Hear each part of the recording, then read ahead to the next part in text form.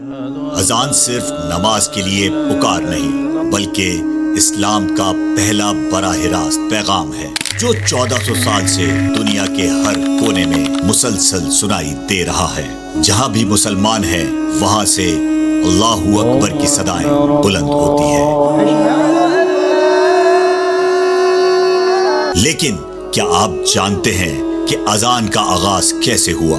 نماز کے اوقات میں لوگوں کو جمع کرنا تھا، تو اس حوالے سے نبی کریم صلی اللہ علیہ وسلم نے صحابہ کرام سے مشاورت فرمائی، تو مختلف حضرات کی مختلف آراء ہیں۔ بعض لوگوں نے یہ رائے دی کہ ہمارے ہاں یہ ہوتا ہے کہ کسی خاص موقع پر جب لوگوں کو جمع کرنا ہوتا ہے تو اس کے لیے جو ہے وہ ڈھنڈورچی جو ہوتا ہے نا، وہ ڈھنڈورا پیٹتا ہے، ڈول بجاتا ہے اور لوگوں کو جمع کرتا ہے۔ کسی نے کہا گھنٹی بجائی جائے، کسی نے کہا آگ روشن کی جائے، مگر حضرت عمر رضی اللہ تعالیٰ عنہ نے رائے دی کہ ایک آواز بلند کی جائے جو لوگوں کو نماز کی طرف بلائے۔ عبداللہ ابن زید انصاری رضی اللہ تعالیٰ عنہ نے خواب دیکھا اور اس میں ان کو اذان کے کلمات تلقین کیے گئے۔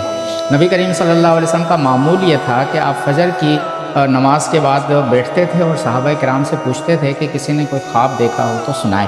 جب یہ خواب حضور اکرم صلی اللہ علیہ وسلم کو بتایا گیا تو آپ نے اسے پسند فرمایا۔ اس میں اللہ تعالیٰ کی بڑائی بھی ہے، نبی کریم صلی اللہ علیہ وسلم کی رسالت کا اعلان بھی ہے، اور اس کے ساتھ ساتھ لوگوں کو فلاح اور کامیابی کی طرف بلایا جاتا ہے۔ حی علی الصلاۃ، نماز کی طرف آؤ، حی علی الفلاح، کامیابی کی طرف آؤ۔ اور سب سے پہلی اذان دینے کا شرف حضرت بلال رضی اللہ تعالیٰ عنہ کو نصیب ہوا۔ ان کی آواز اور ان کا جذبہ آج بھی دلوں کو روشن کر دیتا ہے۔ آپ صلی اللہ علیہ وسلم جب دنیا سے رحلت فرما گئے تو حضرت بلال رضی اللہ تعالیٰ عنہ بہت زیادہ دل گرفتہ ہوئے، کیونکہ وہ جب مسجد نبوی کو دیکھتے تھے تو نبی کریم صلی اللہ علیہ وسلم کی یاد ان کو ستاتی تھی، اور ان کے لیے یہ سلسلہ ناقابل برداشت تھا۔ وہ یہاں سے چلے گئے فلسطین کی طرف، شام کی طرف چلے گئے۔ ایک مرتبہ خواب میں نبی کریم صلی اللہ علیہ وسلم کو دیکھا کہ بلال، یہ کیا جفاکاری ہے، یہ کیا بے وفائی ہے، میرا شہر چھوڑ دیا۔ بس وہ بے قابو ہو گئے، اپنے سمجھے کہ جذبات پر وہ قابو نہیں رکھ سکے، اسی موقع پر وہ چل پڑے۔ حضرت عمر رضی اللہ تعالیٰ عنہ کا دور خلافت تھا، وہ جب تشریف لائے حضرت عمر رضی اللہ تعالیٰ عنہ نے فرمایا میرے آقا بلال، نبی کے دور کی اذان کی یاد تازہ کیجئے۔ حضرت بلال رضی اللہ تعالیٰ عنہ نے اذان دی ہے، مسجد نبوی میں وہ اذان گونجی ہے جو آپ صلی اللہ علیہ وسلم کے دور میں دی جاتی تھی، اور جیسے لوگوں نے یہ اذان سنی ہے تو لوگ اپنے جذبات پر قابو نہیں رکھ سکے، بے اختیار بچے کیا تو مرد کیا، عورتیں کیا، سب اپنے گھروں سے نکل پڑے، اور ان کو نبی کریم صلی اللہ علیہ وسلم کا زمانہ یاد۔ اذان کی خوبصورتی یہ ہے کہ ہر ملک میں مختلف انداز اور لہجے میں دی جاتی ہے، لیکن پیغام ایک ہی ہوتا ہے۔ اللہ اکبر، اللہ اکبر، اللہ اکبر، اللہ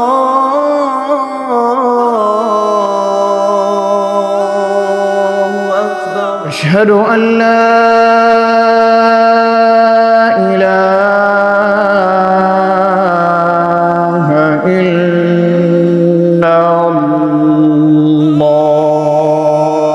أشهد أن لا إله إلا الله، أشهد أن محمد رسول الله۔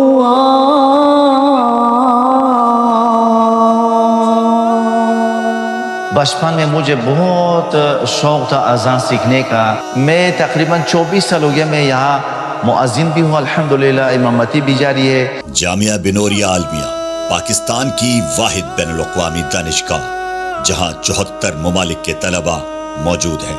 یہاں اذان نہ صرف مختلف لہجوں میں دی جاتی ہے بلکہ اذان کی تربیت کے لیے مستقل نظام بھی موجود ہے جو اسے دیگر اداروں سے أشهد ممتاز أن لا إله إلا الله،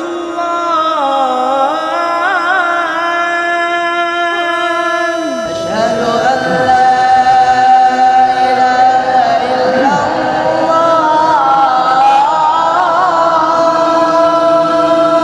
أشهد أن محمد رسول الله۔